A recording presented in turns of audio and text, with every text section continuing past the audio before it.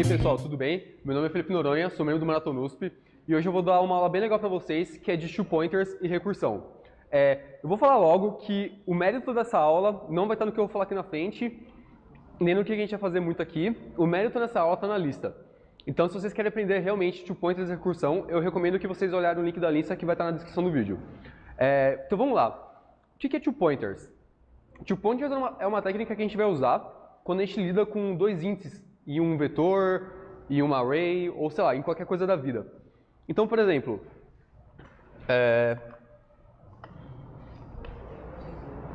o primeiro problema que eu vou passar para vocês de uso de two pointers é o seguinte. Imagina que a gente tem um vetor aqui. Então a gente tem aqui 1, 5, 6, 9, 10, 13 e 19. Notem que esse vetor aqui está ordenado. E qual que é a ideia do two pointers aqui? Suponha que eu quero fazer a seguinte operação. Eu vou dar um x para vocês e você tem que descobrir para mim se tem uma posição i e uma posição j nesse vetor, tal que a soma dos números da posição i e da posição j é igual a x. Entenderam a motivação desse problema? Então, por exemplo, se o meu i está aqui no 5 e o meu j está aqui no 10, a soma desses dois vai ser 15, correto? E se eu passar um x qualquer para vocês e falar para vocês, descobre isso no meu vetor, que eu tenho essa soma. O que vocês iriam fazer?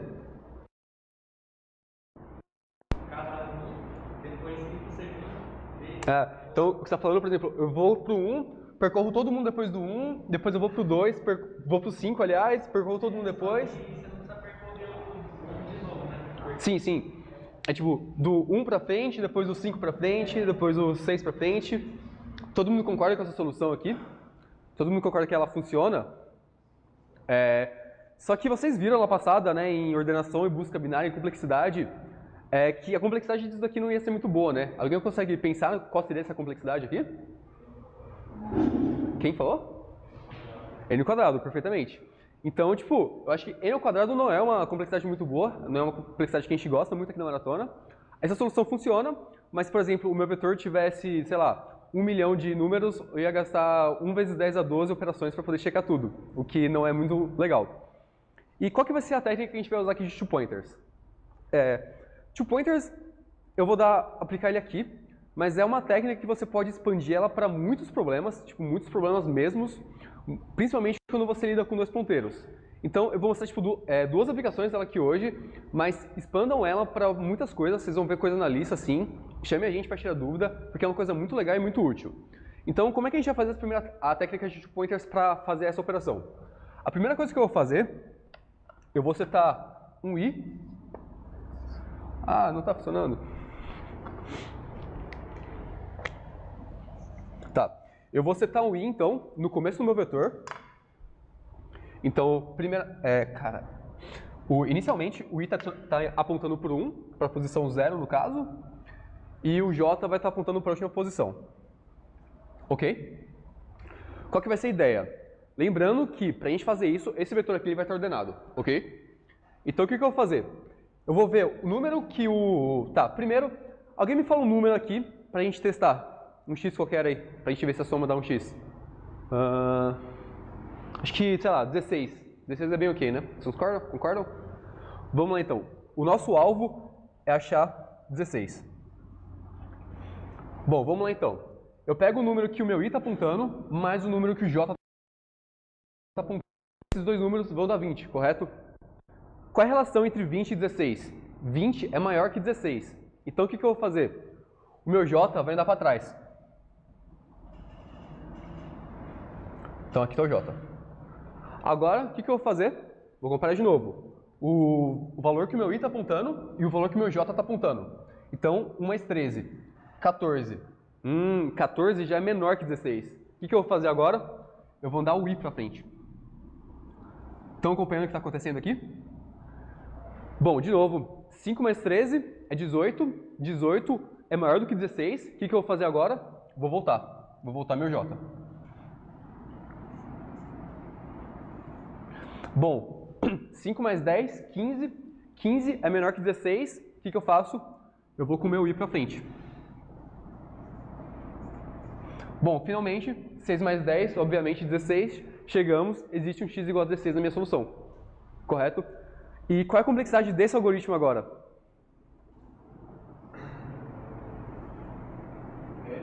N, é linear. Porque você concorda que eu posso, no máximo, andar o x e o j até eles colapsarem e isso é o tamanho do vetor. E agora um problema com um vetor de 1 milhão, vou ter 1 milhão de operações. O que é muito mais razoável do que 10 vezes 12, 10 elevado a 12 no caso. Então, essa é uma aplicação muito legal de two-pointers, é a primeira coisa que a gente vê. Vocês querem que eu faça o código disso ou ficou bem claro? Vamos fazer o código? Vamos lá então.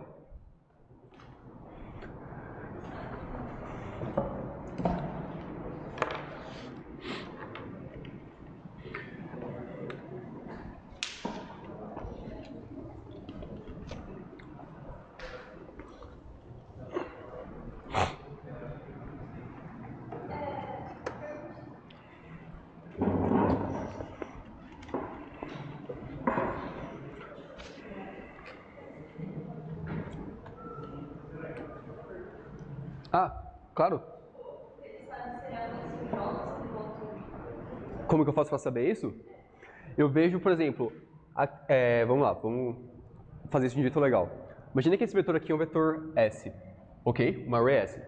Eu vou pegar o índice do meu vetor S no ponto I mais o índice do vetor S no ponto J. Então vamos chamar esse número, por exemplo, de H. H é igual a S de I mais S de J, ok? Só para ficar mais fácil pra gente. Se o H for maior que o X, o que eu vou fazer? Eu vou fazer o J andar para trás. J menos menos. Se o H for menor que X, eu ando com I para frente. Então eu faço um I mais mais, ok? Vamos fazer isso no computadorzinho agora.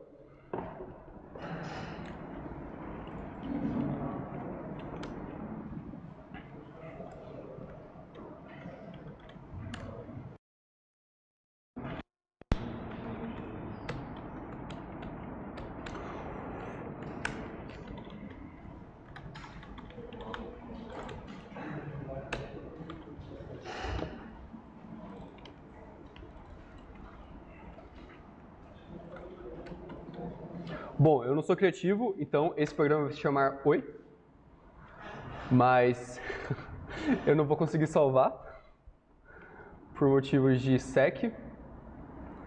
Vamos tentar salvar em outra coisa, que no caso é VS. Vamos salvar em VS. Não estou conseguindo salvar de novo. Só um minutinho, pessoal. Problemas técnicos. Vou ficar sempre dando remove cache aqui, então. Tá, beleza. Vamos definir então um vetor para a gente poder trabalhar.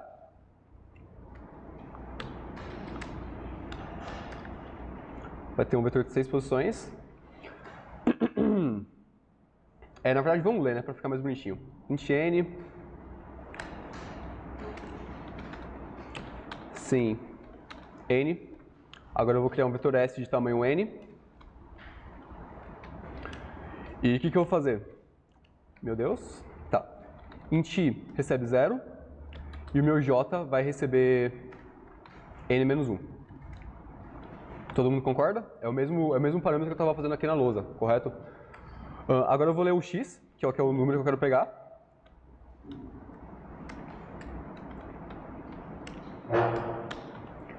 E eu vou fazer duas coisas.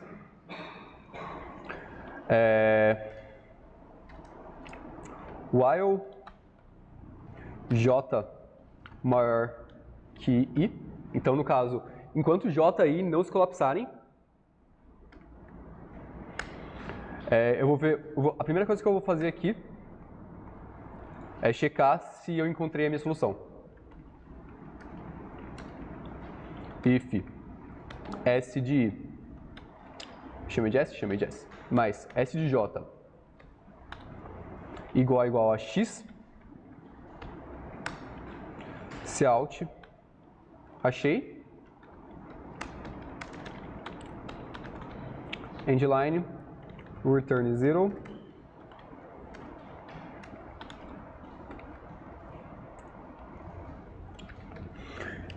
E beleza? E agora o que vai acontecer? Vamos fazer a mesma notação que eu usei ali na lousa. Então H recebe S de I mais S de J. Se o meu H for menor que o X, eu falei primeiro o maior, se o H for maior que o X, então eu vou decrementar o J.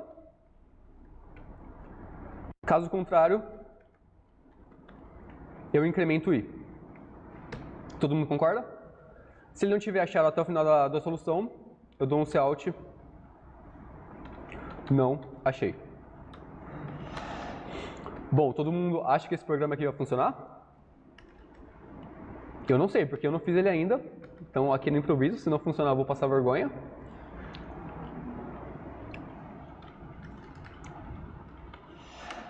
Então make vs. Perdão se tá, dá pra ler agora? Dá.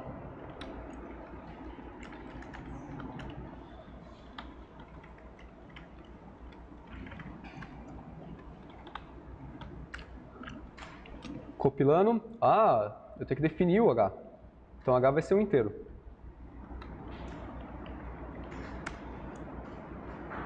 Ponto barra viés. Bom, vamos fazer o vetor agora então para testar. Alguém me fala um N aí que vai ser o tamanho do vetor? 10. Tá. E quais valores esse vetor vai ter? Eu tenho que ler. É importante ler. Olha só, o programa tá errado, hein? Eu criei um vetor, agora eu tenho que ler esse vetor aqui então.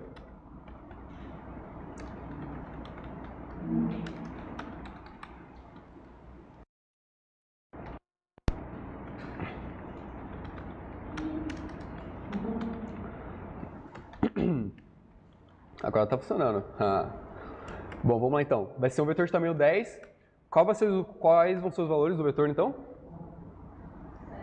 7. Tem que estar ordenado, hein?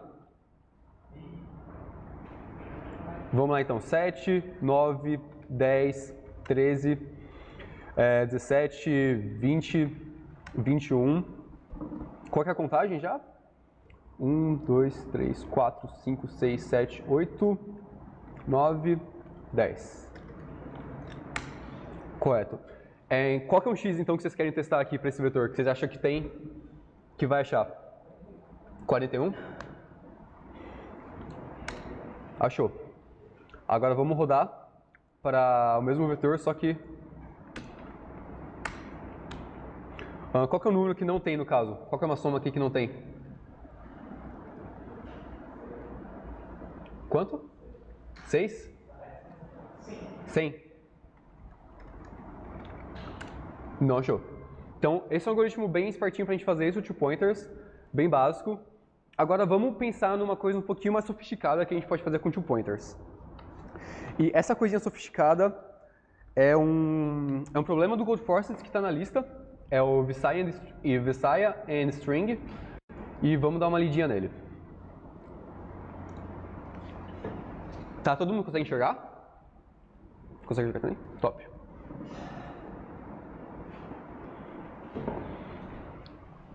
Bom, vamos dar uma lidinha nele então.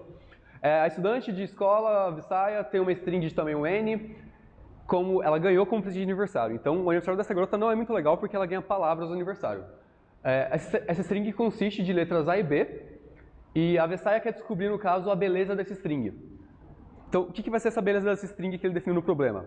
É o número de letras iguais. Então, por exemplo, deixa eu apagar aqui.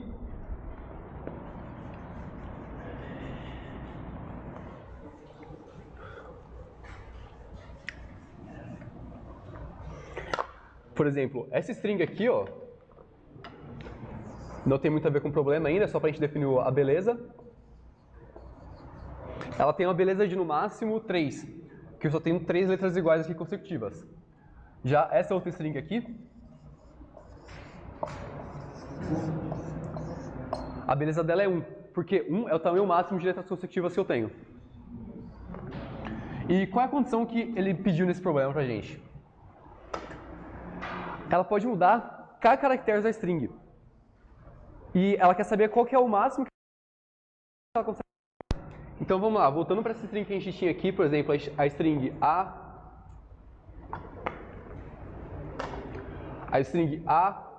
B, B, A, B. Se ela pudesse mudar, por exemplo, 3 caracteres, ela poderia mudar todos esses A's aqui para B. No caso, a gente ia ter a string B, B, B, B, B, B, que tem a beleza 6. Mas, se por exemplo eu pudesse mudar só um caractere, eu poderia mudar, por exemplo, só esse B aqui, e ia ficar A, B, e a minha beleza agora ia ser 3. Entenderam o problema? Beleza? Tranquilo? E por que a gente vai usar two pointers nisso? Alguém consegue... Qual é a maneira besta de fazer isso, na verdade, né? Como é que a gente faria isso só com o que a gente aprendeu nas aulas passadas? Alguém tem alguma ideia?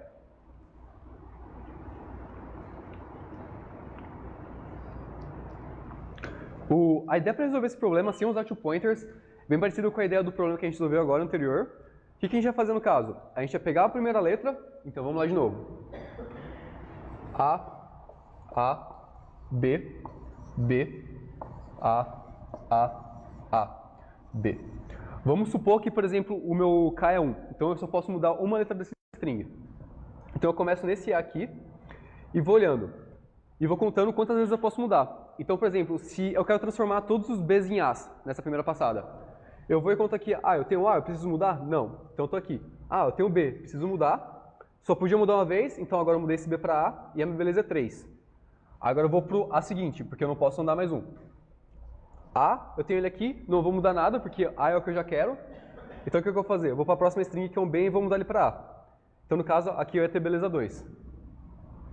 Comecei numa string B, então já ia ter que mudar ela para A, então ia começar e parar aqui mesmo. Então ia ser beleza 1, para esse B é a mesma coisa, e aqui nesse A, eu ia ter esse A, aí eu vim para esse A, eu ia vir para esse A, e nesse B aqui eu ia falar, eu posso mudar esse B aqui. E daí esse B ia virar A, e a minha beleza aqui ia ser 4. Entenderam mais ou menos ou ficou um pouco confuso? E essa solução, de novo, ela ia ter uma complexidade de n ao quadrado, porque eu ia ter que passar esse vetor daqui até o final, talvez, depois daqui até o final, depois daqui até o final, depois daqui até o final. Isso ia ser bem ruim para mim. E agora, como é que a gente consegue fazer ele usando two pointers? Alguém consegue dar uma breve dica aí? Alguma ideia?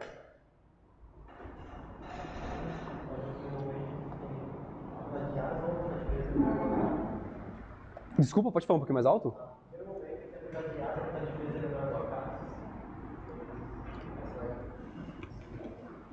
Eu não sei, eu não entendi muito bem o que você quis dizer, no caso. Qual que foi a sua ideia mesmo? Você ia compactando, digamos assim?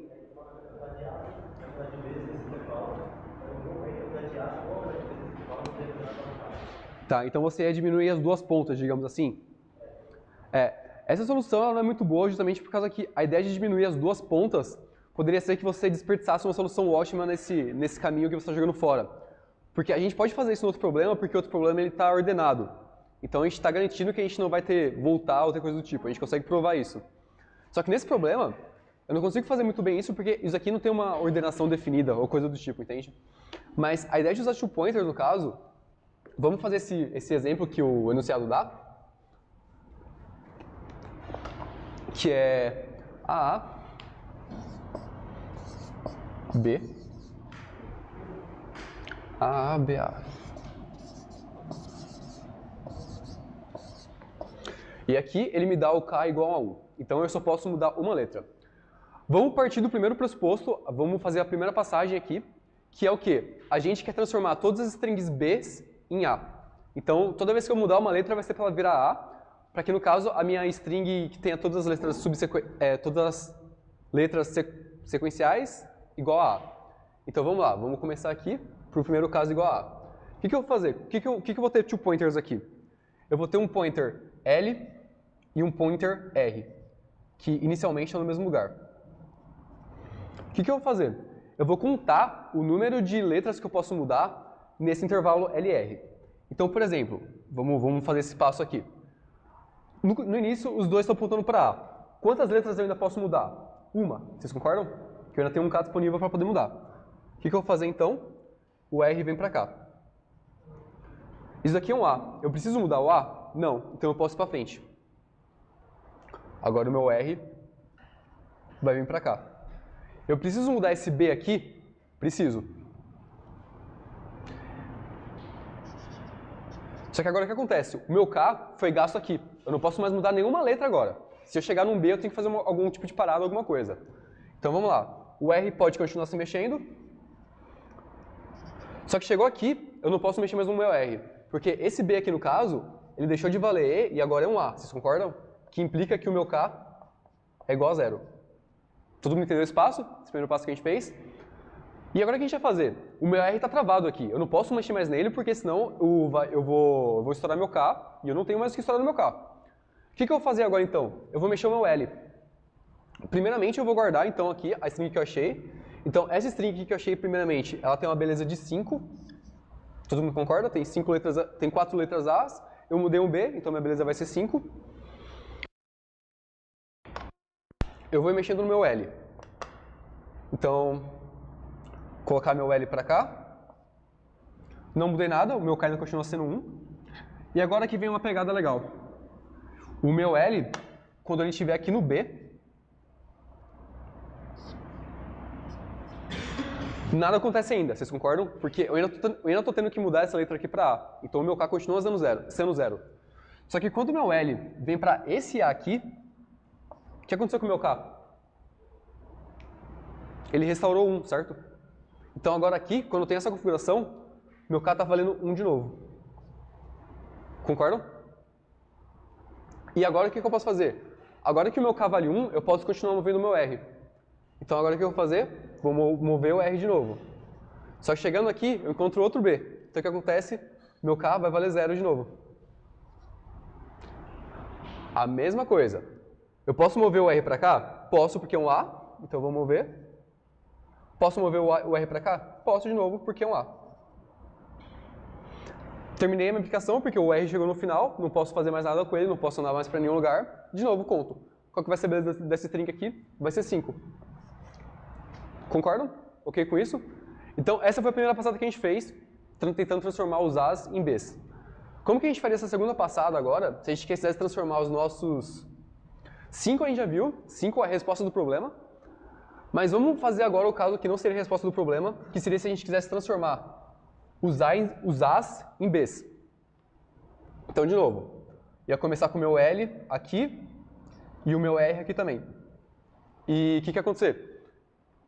Eu já ia mover meu R, eu não ia conseguir fazer nada, primeiramente, porque eu ia ter que mudar essa letra e o meu K ia ser 0. Então esse A aqui ia virar um B, e eu não ia conseguir mover nem um L nem um R. Os dois iam ter que apontar para cá, porque eu só poderia ter essa letra. Porque se eu avançasse o R para cá, eu ia ter que mudar ele para B. Então não faz nenhum sentido. Então agora o que eu vou fazer? Eu vou mover os dois para cá. Computei aqui, então essa primeira vez eu vou ter uma resposta igual a 1. E aí beleza. Vou mover o L e o R para cá de novo. Vou ter a mesma coisa que eu tive a primeira vez. Agora quando eu estiver com o meu L aqui, eu não preciso mudar, porque é um B. B é a letra que eu já quero. E eu vou conseguir trazer o meu R para cá, por exemplo. Daí o meu R para cá, o K fica 1. E o algoritmo vai se repetindo daí até o final. Então, a ideia do 2 pointers, nesse caso, é eu sempre manter o intervalo de letras, tal que o número de letras que eu quero mudar nesse intervalo é K ou é menor que K. E eu vou sempre computando, no caso, qual que é o tamanho desse intervalo. Todo mundo entendeu? Como é que vai ser o problema? Vamos codar ele? Agora, para codar, vocês vão me ajudar um pouquinho. Vamos ver se está todo mundo prestando atenção, então.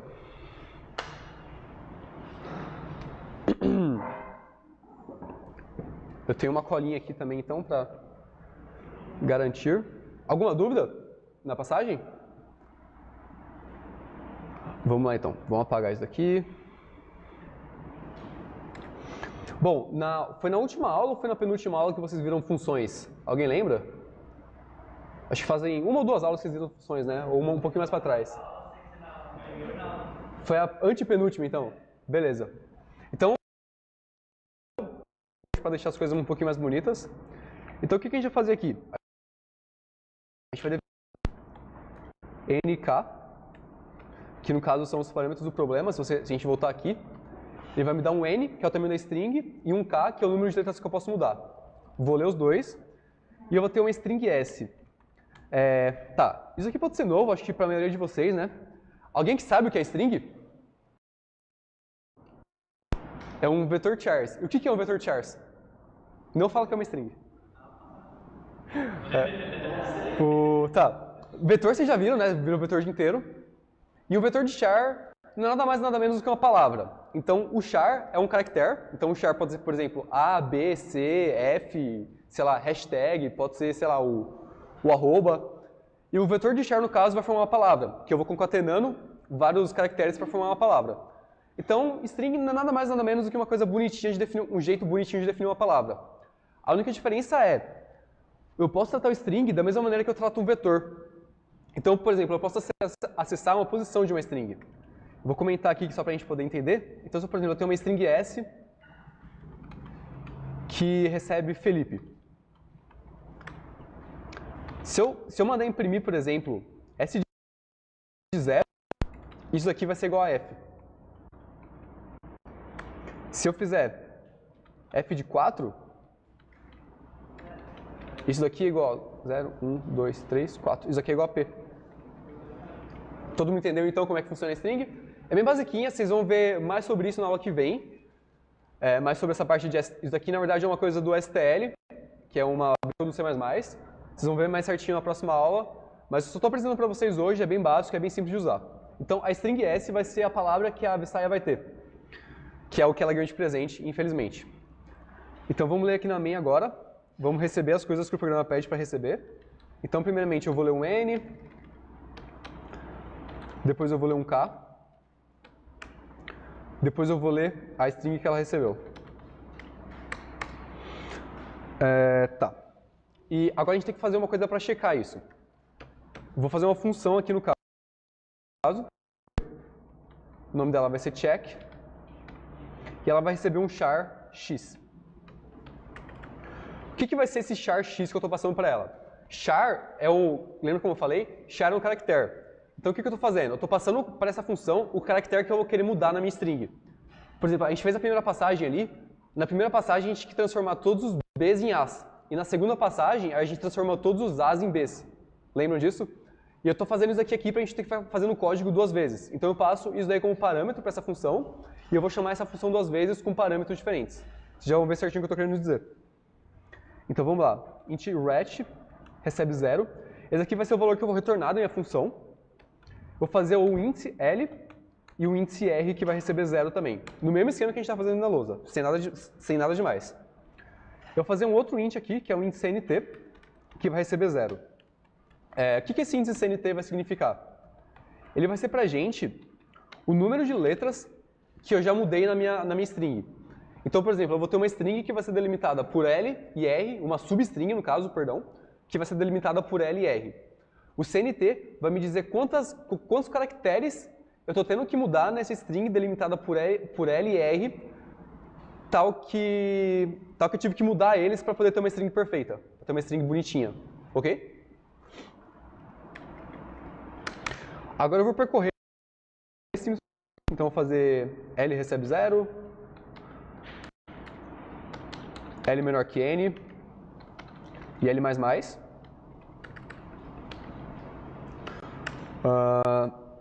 E agora eu vou fazer o toPointers em si, que é a mesma coisa que a gente está fazendo na lousa. Então a primeira garantia que eu tenho que ter aqui é que meu R é menor que N. Por quê? Se meu R for maior ou igual a N, eu estou acessando uma posição da minha string que não é válida. Por exemplo, o exemplo que eu tinha dado aqui no string Felipe, eu só tenho 6 posições naquela string. Então a string vai de 0 até 5. Se eu acessar a posição 6, por exemplo, da string, vai dar errado porque não tem nada definido ali. Então a gente faz isso daqui, essa partezinha aqui do código, é só para garantir isso, é só para garantir que a gente não está estourando a string, no caso o tamanho da string. E agora a gente vai ter duas condições aqui. Ou o CNT é menor que K, então o que acontece? A gente alterou letras na substring, a gente alterou menos letras na substring do que a gente pode alterar. Ou a letra que está no índice R é diferente do X que eu passei. Todo mundo entendeu aqui essa passagenzinha? Acho que só faltou fechar um parênteses aqui.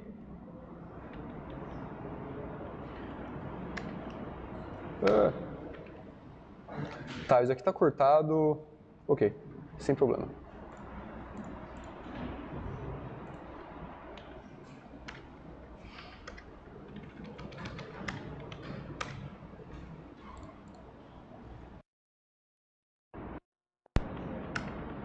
que eu vou fazer? Se a string que está definida no meu índice da direita, no meu índice R, for igual ao caractere que eu quero mudar, no caso igual a x, eu vou ter que mudar essa letra, vocês concordam? Só que eu não mudo ela na string em si, eu falo que eu mudei ela. Como que eu falo que eu mudei ela? Eu incremento o meu CNT. Eu simplesmente falo CNT++. Porque eu estou mudando mais uma letra nessa substring. Finalmente aqui, eu só incremento o R, que eu estou andando nele no caso. Então, como é que esse while aqui funciona? Enquanto eu não estiver no fim da minha string e eu puder mudar ela por um desses dois motivos. Ou eu posso mudar ela porque eu ainda tenho letra para mudar na minha substring, ou porque a próxima letra não é uma letra que eu tenho que mudar. Eu vou e rodo esse while. Se a letra for uma letra que eu tenho que mudar, eu incremento o contador. Se não for, eu não vou fazer nada e continuo andando com o meu R. Agora aqui no final, eu tenho só que contabilizar isso. Então eu faço if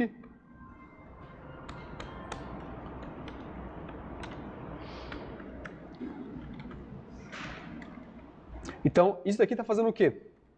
Isso daqui está atualizando o L. Lembre que quando a gente andava com o L ali e passava por uma letra que não era a letra que eu queria mudar, eu voltava o K, no caso, eu fazia o K receber mais um. É a mesma coisa que eu estou fazendo aqui. Eu estou atualizando o meu CNT. Então, quando eu chego numa letra que eu mudei com o meu ponteiro direito, no caso, com o meu ponteiro esquerdo, perdão, meu ponteiro L, eu falo para ele, então, fazendo isso, eu simplesmente contabilizo a minha resposta. Então, faço if ret, essa variável ret é o return que eu vou dar para minha função. Se ela for menor que r menos l, e o que eu vou fazer? Hat recebe r menos l. Sempre o maior valor guardado. Bom, a funçãozinha então ficou essa é a nossa função de two pointers. E agora como é que a gente vai fazer? Então, eu vou fazer aqui um int a NSA recebe check de A. Então, o que eu estou fazendo? Esse ANSA vai, no caso, me dar todas as strings, o maior tamanho das strings bonitas que eu posso fazer, substituindo A por B. Ok? Int ANSB, a mesma coisa, check, só que agora eu vou passar o B. Eu faço uma outra... Essa aqui vai ser a resposta final. Int ANS recebe a ANSA. E agora eu só pego o maior das duas. Então, if ANSB é maior que a ANSA, a ANS recebe a ANSB.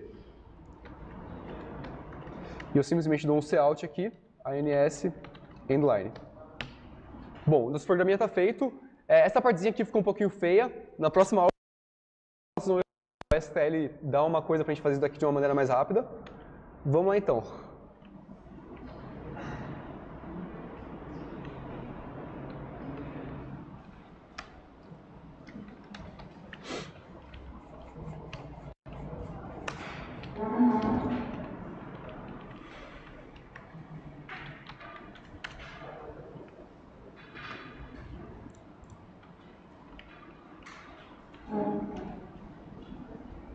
Compilou bonitinho. Vamos rodar então os exemplos aqui do Codeforce. 4.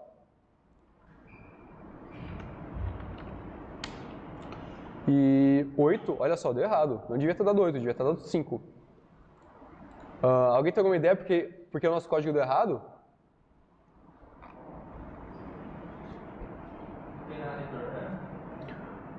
Não tem nada retornando. Faltou um return hatch.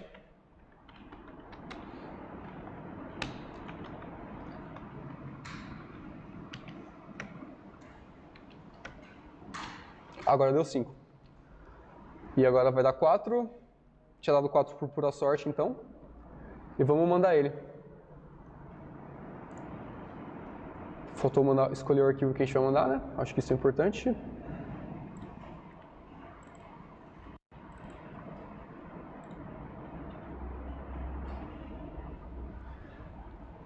Rodando.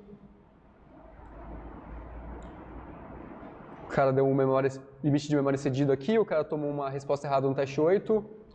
O outro aqui está rodando no teste 77, caramba.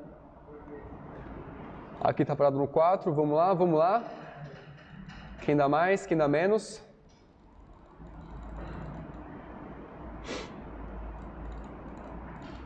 Boa, a gente conseguiu passar o problema então. Esse é um problema da lista. É um problema bem legal de two pointers. Outro problema bem legal que eu recomendo para vocês fazerem de two pointers é o Glinder. Ele acho que é um problema médio da lista, mas assim, é um problema excepcional. Se você conseguir fazer o Glinder, você entendeu toda a ideia de two pointers, que é muito importante pra gente. Agora eu vou começar a segunda parte da aula, que eu acho que é um pouquinho mais trivial do que essa parte de two pointers, mas antes de tudo, todo mundo entendeu o que é two pointers? Todo mundo está confortável com a ideia agora? Alguma dúvida sobre essa implementação, coisa do tipo?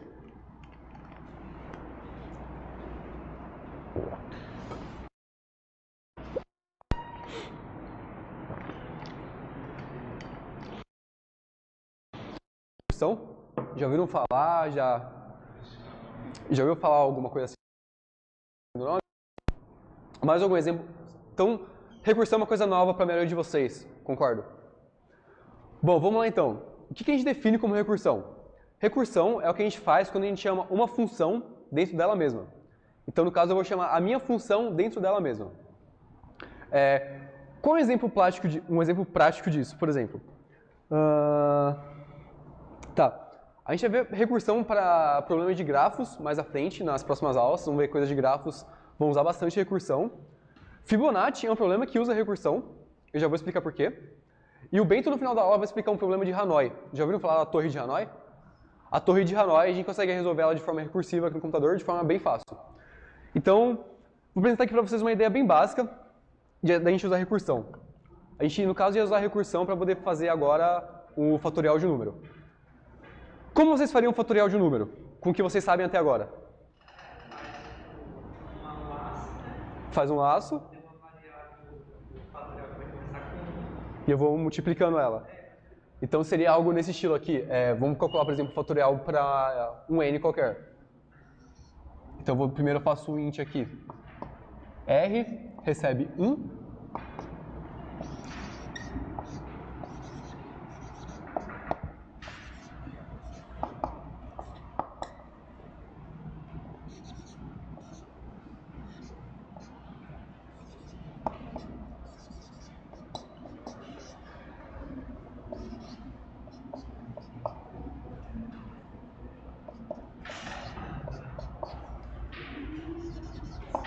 Então, esse aqui seria um código para calcular um fatorial, né? Daí, no caso, o meu R ia ter o valor do fatorial no final. Todo mundo concorda? É um código bem simples de fatorial, não tem nada demais. E como é que a gente conseguiria fazer isso daqui de uma maneira recursiva? De uma maneira mais bonitinha? O que vai ser uma função recursiva, né? Como eu comentei aqui, função recursiva vai ser uma função que chama ela mesma. Então, vamos supor que a gente criou aqui uma função int fat, que recebe como parâmetro um int n. Ok? Essa vai ser a nossa... Como é que eu poderia chamar ela? O que eu poderia fazer? Eu vou retornar aqui no caso return n vezes fat de n menos. Bom, nunca viu ainda, mas o que está acontecendo? Isso daqui eu ia chamar na main com o fatorial do número que eu quero. Então, na main eu ia fazer fat de 5, por exemplo, e isso daqui ia me retornar o fatorial de 5. O que está acontecendo?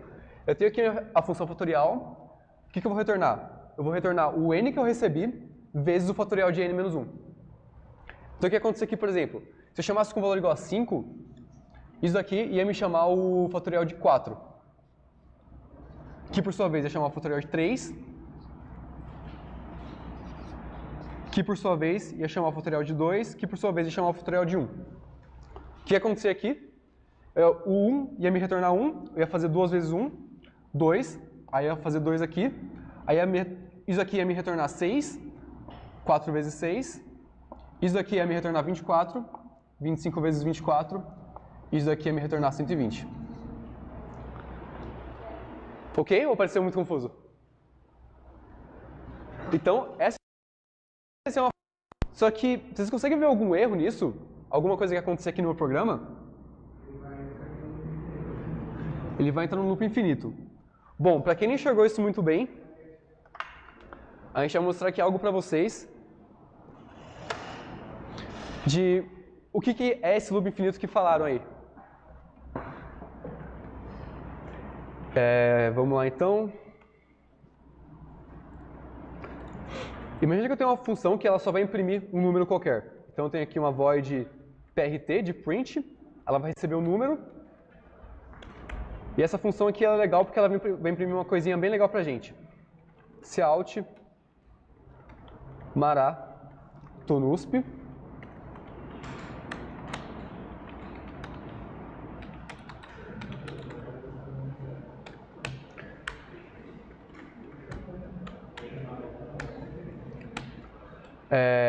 Então, o que consegue esperar o comportamento disso daqui?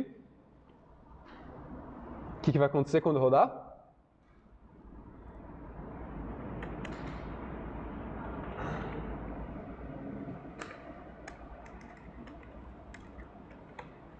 Alguma ideia? O que ele vai ficar printando para mim?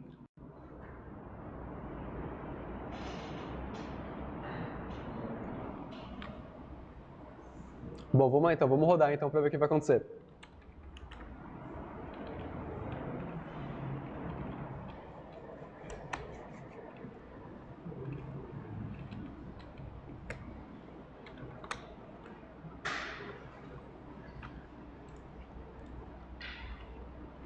Deixa eu fechar isso aqui.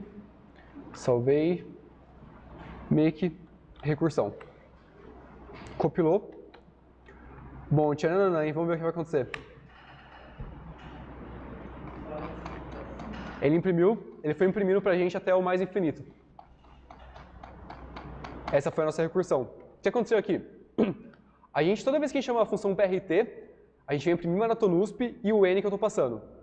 Quando eu imprimir isso, eu vou chamar a função de PRT de novo, só que com n. E daí isso daqui nunca vai parar. Porque a gente não definiu o limite de parada para essa função. Então ela vai ficar rodando para sempre.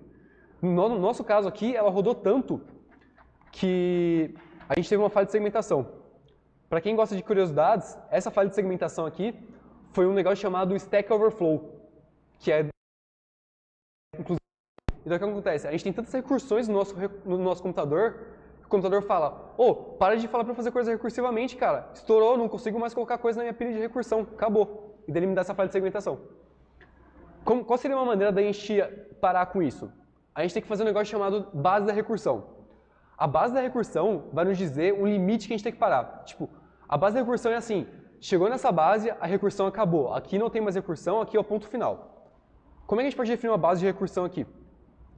Imagina que eu quero imprimir, sei lá, só até 10 vezes. Então, if n maior que 10, eu simplesmente dou um return. Porque é uma void. Aconteceu isso, eu não faço mais nada.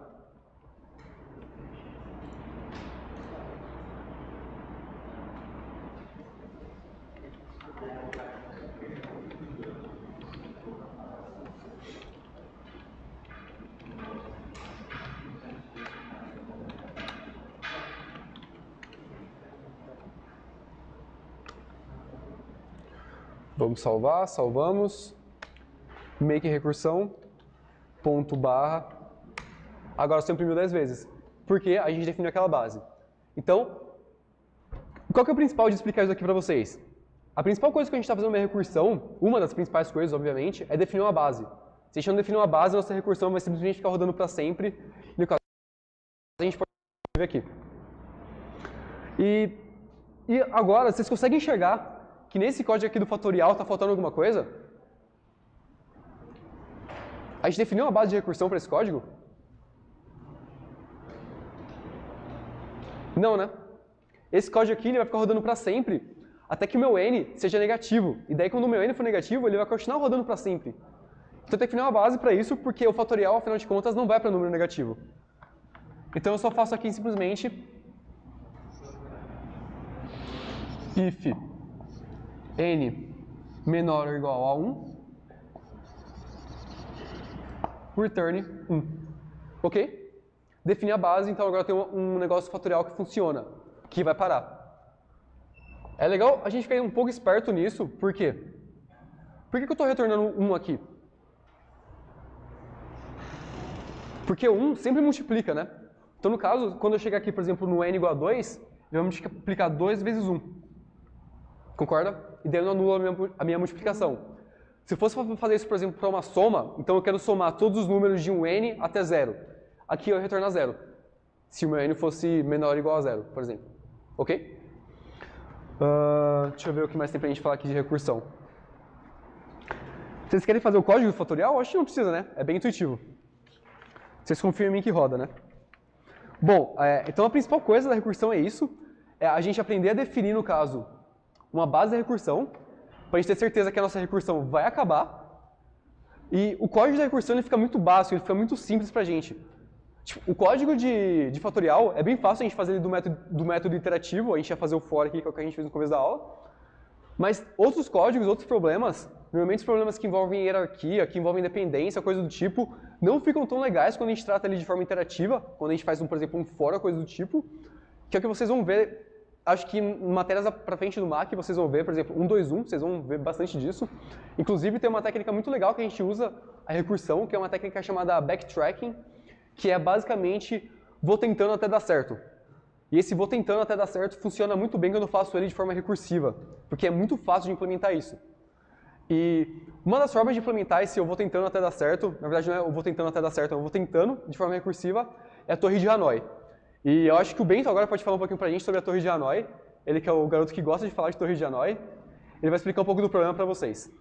Tá. E aí pessoal, e aí galerinha do YouTube, beleza? Então eu sou Bento, né? Como o Felipe me apresentou. E eu adoro falar de Torre de Hanoi. Todo dia de manhã eu acordo e vou brincar com Torre de Hanoi. Mas o que são essas torres aí de Hanoi? Então assim, primeiro eu vou contar a historinha, tá? Lá no Tibete, sabe que os tibetes são budistas, né? Enquanto a China ainda deixa eles serem budistas. E no Tibete, eles têm um templo onde tem 3 grandes pilares. E nesses pilares tem discos de ouro. E esses discos de ouro são gigantes, cada um com um tamanho diferente. E o Buda chegou lá e falou para eles: vocês têm esses 3 pilares. Tem uma pilha de discos de ouro de tamanhos diferentes no primeiro pilar. Eu quero que vocês movam todos esses discos de ouro para o terceiro pilar, sem nunca botar um disco maior em cima de um disco menor. Então esse é o nosso problema.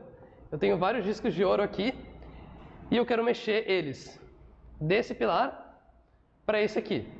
Então esse seria o pilar 1, o 2 e o 3. E como são discos de ouro maciço gigantes, vai demorar muito tempo para os monges conseguirem levar todos os discos do primeiro para o terceiro pilar.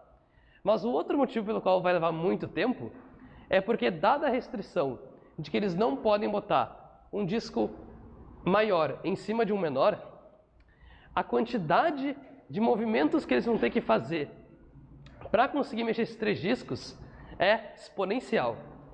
Então, para cada disco a mais, eu vou dobrar a quantidade de movimentos que eu preciso. E por que é exponencial? Vamos primeiro simplificar o problema, tá? Então, vamos tirar esse monte de disco e deixar aqui só 3 discos, beleza? Então, 1, 2, 3.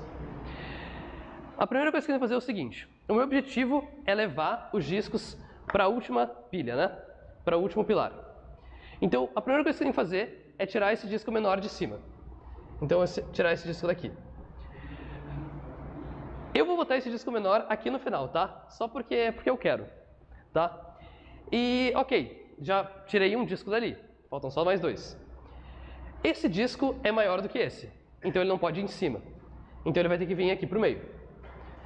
E tá aqui no meio. Só que agora, esse disco é maior que esses 2. Então eu não consigo colocar ele nem aqui, nem aqui. Só que esse é o meu maior disco que eu tenho, né? Se ele é o maior, ele vai ter que estar embaixo na minha pilha principal. Então o que eu posso fazer é tirar o disco pequenininho que eu tinha botado aqui, jogar ele para cima desse segundo que eu botei aqui no meio e jogar esse grande aqui pro final. E agora, o meu problema acabou de ser reduzido. Por quê? Porque eu comecei com 3 discos no primeiro pilar, e agora eu tenho 2 discos no segundo pilar e um que já está no lugar certo. Então agora eu tenho que resolver o mesmo problema, só que olhando para esses 2 discos. Então o que eu vou fazer? Eu vou repetir o mesmo processo que eu fiz antes. Eu vou tirar esse menor, jogar ele para essa primeira. Agora, esse aqui não pode vir para cá, mas ele tem que estar aqui já em cima desse, né? Então eu já jogo ele para cá. Então eu jogo ele para cá, e agora só falta mexer esse disquinho aqui para cima. E eu consegui resolver a NOI para ter... Mas eu não me importo muito com 3 discos, né? Porque se eu, um ser humano, conseguir fazer isso aqui em 1, 2 minutos, o computador vai olhar para minha cara e rir, porque eu já consegui fazer isso em 0.001 segundo. Só que eu vou falar para o computador, ah tá, computador, então, faz aí então para 64 discos.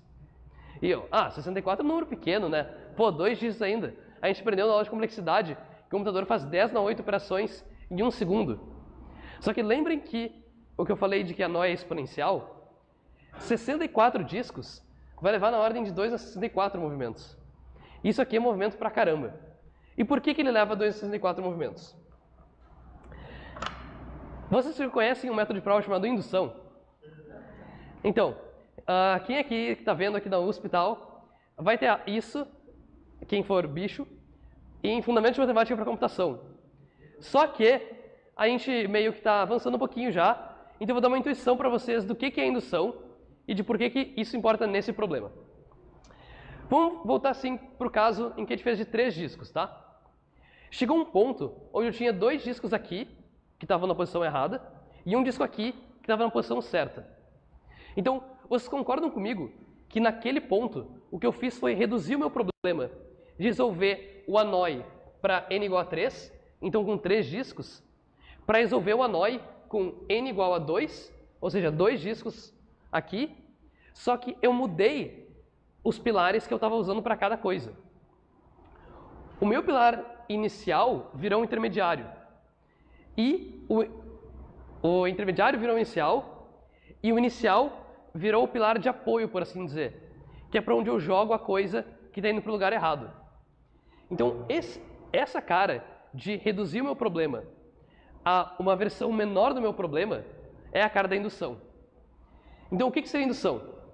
Primeiro, eu resolvo a NOI para 2 discos, tá? Eu tenho 2 discos. E o caso de 2 discos é bem simples. Eu pego esse disco pequeno, jogo para o meio, jogo o maior para cá. Então, o maior vai para cá e jogo o menor para cá. Então, está aqui. Quantos movimentos eu precisei? 3 movimentos. Agora, eu vou fazer a indução. O que é indução? Eu vou assumir que eu consigo resolver o meu problema de ANOI para um n, para um k menor do que o n que eu quero resolver. Então, eu quero resolver para o n igual a 64, né? Que é o que eu quero dar para o meu computador. Então, eu assumo que funciona para todo k menor do que n. Então, eu sei resolver para 63, eu sei resolver para 62 e assim por diante. E eu vou fazer uma hipótese, tá? A minha hipótese é que para resolver o ANOI com n movimentos, eu preciso de 2 na n menos 1 movimentos, tá? Essa é a minha hipótese. E eu vou provar que se eu consigo resolver para k, para n menos 1, por exemplo, né? Já que n menos 1 é menor que n, para n menos 1 menor que n, com 2 na n menos 1 movimentos, então eu consigo resolver para n com 2 na n menos 1. Tá? Então, a gente vai fazer essa parte do quadro aqui. A ideia é a seguinte. Eu tenho meu ANOI com n discos, tá? Então, eu tenho aqui n discos. N discos. E eu vou fazer exatamente o que eu tinha feito no caso de n igual a 3. Que é o quê? Eu vou primeiro colocar o maior disco aqui no final. E depois, eu vou deixar todos aqui no meio e eu vou jogar essa pilha para cá, tá? Então, o que eu vou fazer? Eu já disse que eu sei resolver para n-1. Então, o que eu vou fazer é resolver, e demora esse número de movimentos. Então, o que eu vou fazer é resolver para os n-1 primeiro discos dessa pilha aqui. Então, para esse, n-1 discos. Só que, ao invés de resolver esse problema jogando eles para o final, eu vou jogar eles para o meio. Então, o que eu faço é, eu jogo agora n-1 discos para o meio. Então, aqui eu vou ter n-1 discos no meio. E aqui continua vazio. Quanto isso me custou? Isso me custou 2 na n-1 menos 1. Né? Que é a minha hipótese. Eu chutei que era esse número. E no caso 3, a gente vê que isso aqui dá certo, né? Porque, no caso 2. Com 2 eu precisei de 3 movimentos. 2 ao quadrado menos 1. 4 menos 1 dá 3. Então, para o caso 2, já estava certo. Então, o que eu faço agora? Eu tenho agora que eu tenho n-1 aqui nessa pilha do meio. E eu tenho 1, que é o maior, na primeira sobrando. E essa aqui está vazia. Então, o que eu faço agora? Eu jogo o maior para cá. Não tem quadro suficiente para isso, né? Agora, a minha pilha inicial vai ficar vazia. Aqui eu vou ter n-1. E aqui eu vou ter o maior. E agora, de novo, eu tenho que resolver o mesmo problema. E quanto isso me custou? Isso me custou 1, né? Eu só botei o maior daqui para cá. Fiz a superação. Então, mais 1. Agora, o que eu tenho que fazer? Eu tenho que resolver de novo o mesmo problema de mexer n-1 elementos do pilar do meio para o último pilar. Então, eu simplesmente vou pegar esses aqui n-1 e botar aqui em cima agora. E eu já sei fazer isso e eu sei quanto isso me custa. Então, eu posso simplesmente... Aqui já está vazio. A inicial vai ficar vazia. A do meio vai ficar vazia. E agora todos vão estar aqui. O maior e aqui n discos. Tudo bem? Então agora quanto isso me custou? Isso me custou 2 na n menos 1, menos 1. Agora eu vou somar tudo isso, né? 2 na n menos 1 mais 2 na n menos 1 é 2 vezes 2 na n menos 1. Então 2 na n. Menos 1 mais 1, 0. Menos 1, menos 1. Então agora eu provei que para resolver o anóide genérico, eu preciso de 2 na n menos 1 movimentos. E por que indução funciona? Indução funciona porque onde eu tenho 2 discos. Então, eu provei para o caso que tem 2 discos, né? E eu mostrei agora que se funciona para um número, para o n menos 1, eu consigo resolver para n. Eu só faço o n menos 1 2 vezes e mexo a maior para a última. Então, como eu resolvi para o 2 agora, eu resolvi para o caso igual a 2. Então, eu sei resolver para o caso igual a 3. E se eu sei resolver para o caso igual a 3, eu sei resolver para o caso igual a 4. Então, para qualquer n que eu pegue, quão grande ele seja, eu sempre consigo resolver ele, já que eu sei resolver o caso 2, e para resolver o caso 3, eu só preciso resolver o caso 2. Então, a indução funciona porque no momento que eu mostro que prova para um caso pequeno, o fato de conseguir criar o caso maior dos casos menores faz com que eu sempre consiga resolver um caso maior. E qual vai ser o algoritmo disso aqui? Então, o que a gente fez? A gente tinha a pilha inicial toda aqui. Então, a gente tinha no pilar A. Eu vou chamar de A, B e C agora, tá? Só para dar uma simplificadinha, porque o número vai ficar meio complicado de ver. Então, eu começo com todos no pilar A. Então tá tudo aqui. O que eu quero fazer é jogar todos menos 1 para o pilar B. E depois eu quero jogar esse 1 para o pilar C. E depois jogar todos que sobraram aqui para o pilar C. Só que lembrem quando eu fiz que eu tenho que jogar algumas coisas em locais diferentes. Por quê? Porque eu não posso meio que fazer a solução errada no meu último pilar. Porque se esse pilar estiver errado e eu acabar jogando todos os meus discos para o do meio, então eu meio que voltei para a estaca 0, em que agora estão todos aqui e eu quero que eles estejam aqui. Então eu vou definir, toda vez que eu estiver olhando para uma certa pilha, eu vou definir um pilar que é o início, ou seja, onde estão os discos para os quais eu estou olhando. E eu vou definir um pilar que é o destino, então para onde eu quero mover discos e eu vou definir um pilar de apoio, que é, eu posso ficar jogando lixo lá que eu não me importo. Eu só me importo que no final eles estejam na posição certa. Então o meu algoritmo vai ser exatamente essa lógica. Primeiro, começa com todos no início como A, usando como lixo o pilar B e querendo mexer para o C. Joga N-1 discos usando o pilar C como lixo. Depois joga do pilar A para o pilar C e depois, ou seja, do início para o destino, e depois joga do pilar B para o pilar C usando o A como lixo, porque agora o A estava vazio, como a gente viu aqui. O A fica vazio no passo intermediário. Então meu algoritmo vai ser recursivo e vai ser o seguinte. Eu vou definir aqui um void annoy, que vai ser exatamente a quantidade de discos para a qual eu estou olhando. Então, int n. Qual é meu pilar inicial? Então, char ini. Qual é o meu pilar lixo? E qual é o meu destino?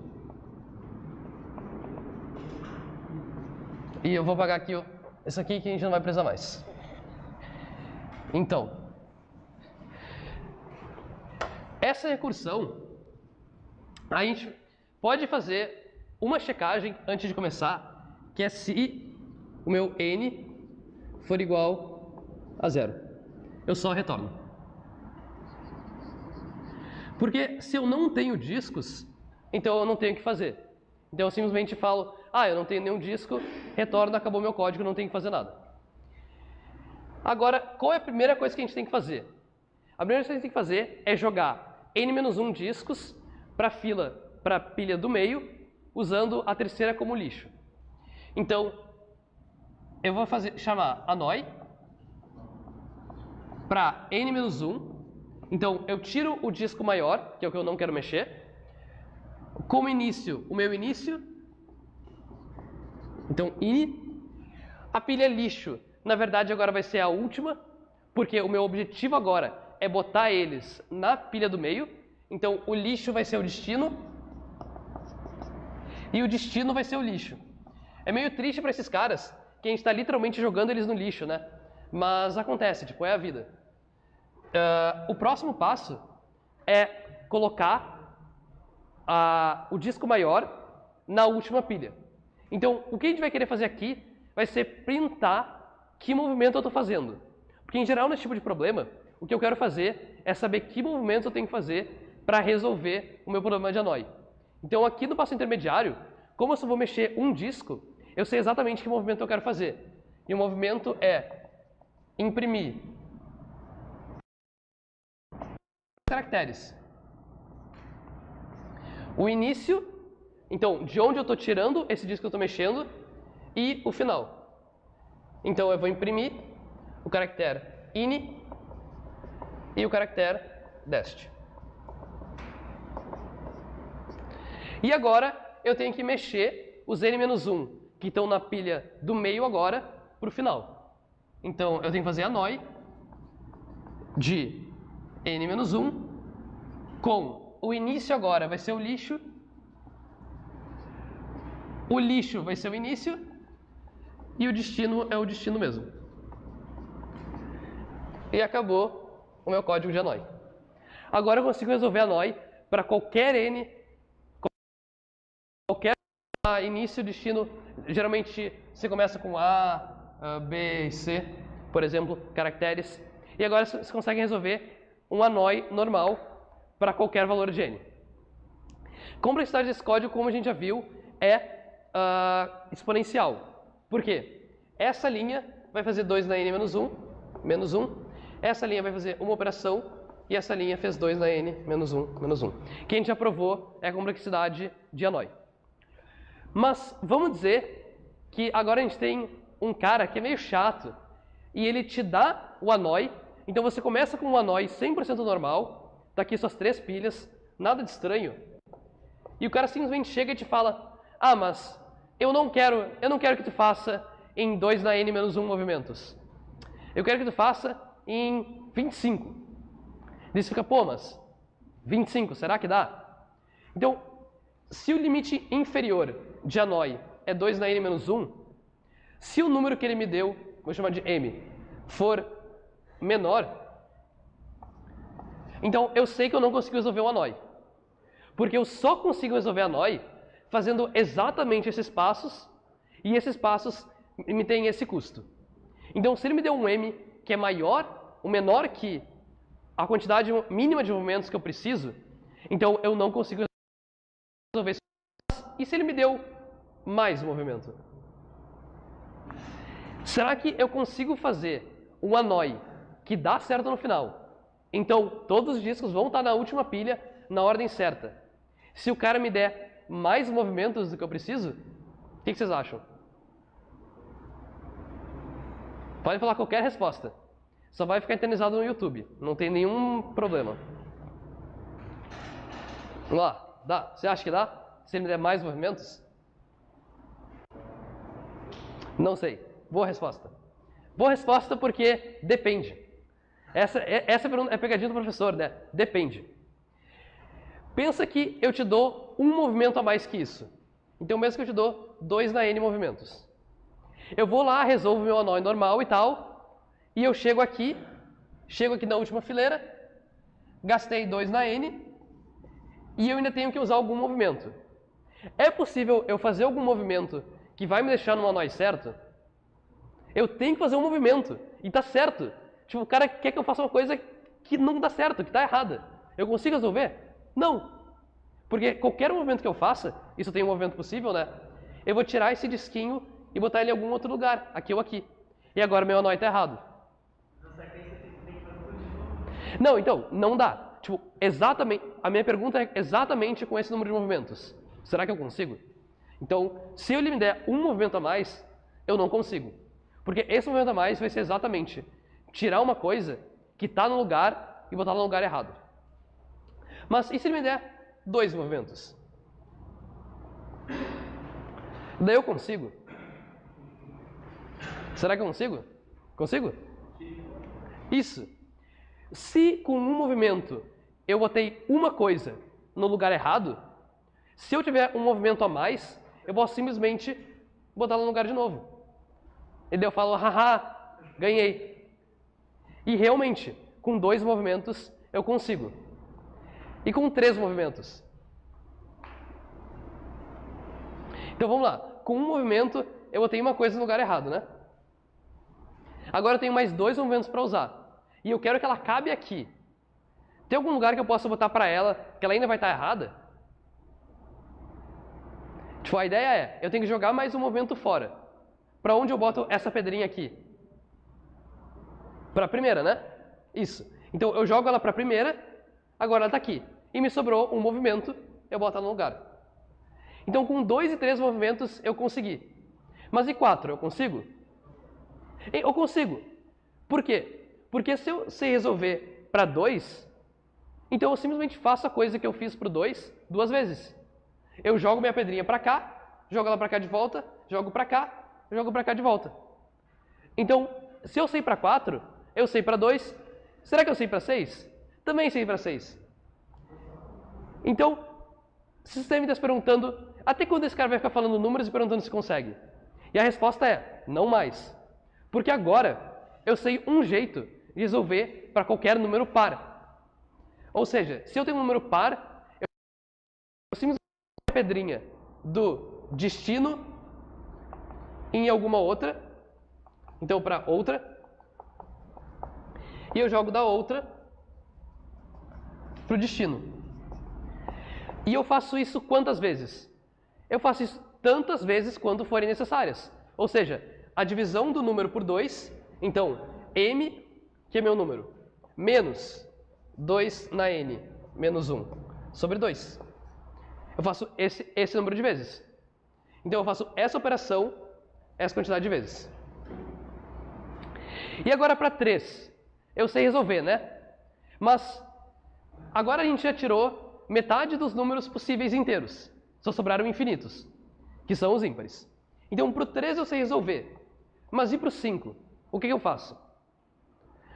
A sacada do 5, e de qualquer número ímpar, no caso, é que o 1 a gente já sabe que não funciona, tá? Então, o 1 não funciona. Mas e os outros? A ideia é, o que acontece quando eu subtraio um número ímpar de outro número ímpar? Ele vai ser par ou ímpar? Par, né? Se eu subtraio um número ímpar, então o número da forma 2k mais 1 menos outro número da forma 2k' mais 1, o 1 se cancela e fica 2 vezes k menos k', que é um número par, que eu sei resolver. Então, se eu sei resolver para os pares, e eu sei resolver para o 3, então eu sei resolver para os ímpares. Porque é só eu fazer a minha rotina do 3 uma vez, que qual é a minha rotina do 3? A minha rotina do 3 vai do destino para outra 1, da outra 1 para outra 2 e da outra 2 para o destino de novo. Então, se eu fizer essa rotina uma vez no meu número ímpar, agora ele é par. Se eu fizer essa rotina no 5, eu tirei 3 movimentos do 5. Isso dá 2. E agora eu sei resolver. Então a ideia é, se eu tenho um número par, eu simplesmente repito essa operação esse número de vezes. E se eu tiver um número ímpar, eu faço essa rotina uma vez, então uma vez isso daqui, mais exatamente essa fórmula, só que agora eu tiro 3. Então, m menos 3, menos a quantidade que eu preciso para resolver, né? 2n menos 1, dividido por 2. E é isso. Agora, se qualquer pessoa chegar na rua e pedir para você resolver o problema das torres de anões com m movimentos, vocês são completamente capazes de fazer. E é isso aí. Valeu. Acabou a aula. Deixa o like, se inscreva no canal, joinha, compartilhe com os amigos se gostou. Se não gostou também, deixa um comentário. Eu posso parar de falar?